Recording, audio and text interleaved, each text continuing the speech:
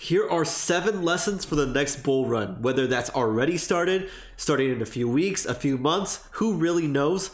But let's be sure that we learn from 2018 and don't make the same mistakes so we can all come out ahead for this next bull run in the crypto space. So if you want to learn more about these lessons, then all you have to do is sit back and just keep on watching.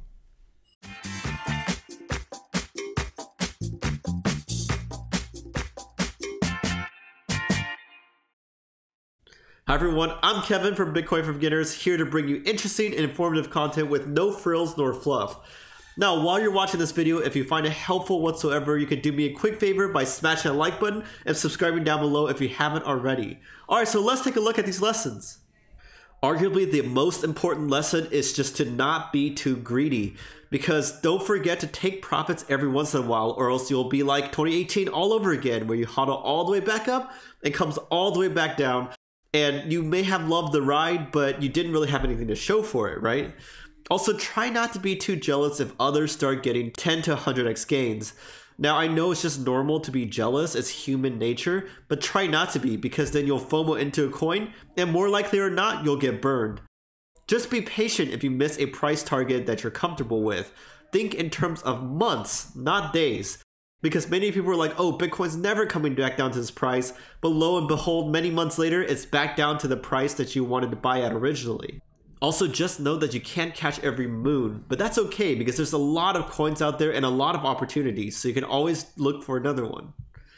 Number 2 is the dollar cost average. This is more for long-term investors, and basically what you do is set up a DCA or dollar cost averaging schedule and stick to it. That means like every week, every month, whatever period, you'll put in X amounts of dollars or whatever fiat currency is into Bitcoin or whatever coin. Now, this is important because you don't want to be too aggressive where you put in too high of amounts too often and then you run out of funds when a downswing comes, because the whole point is to average it out, but you take advantage of that when the price drops and you can get more coins for the same amount of fiat currency. Number 3 is to learn technical analysis. This is a useful tool, especially if you want to swing or day trade. And basically you look at data like charts and other metrics to gauge the probabilities for future price movement. It's probabilities, these are not guarantees, please know that. And you should understand that it's just a tool in your toolbox and it's not a perfect way to tell where the price is going. Also, there's a lot of TA gurus on like crypto Twitter, on YouTube and so forth.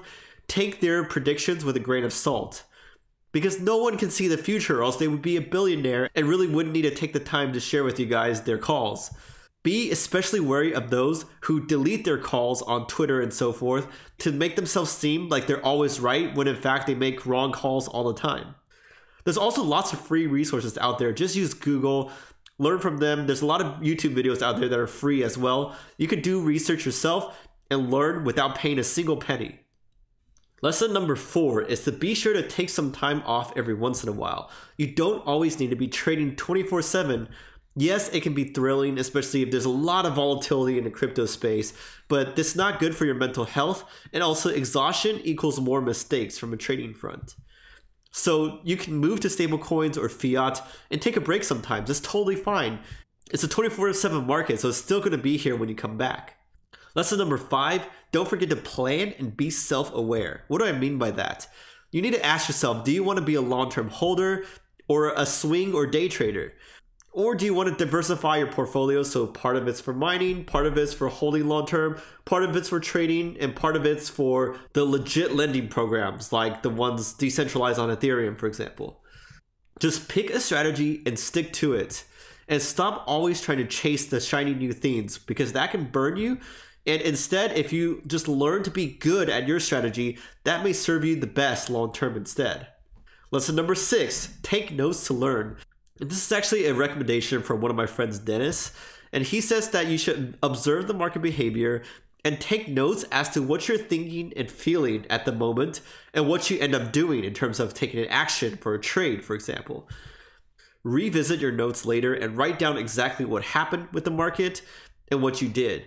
This will help you gain experience. Otherwise, you might have selective memory and tunnel vision, which will hamper your trading and keep you from being the best you can be.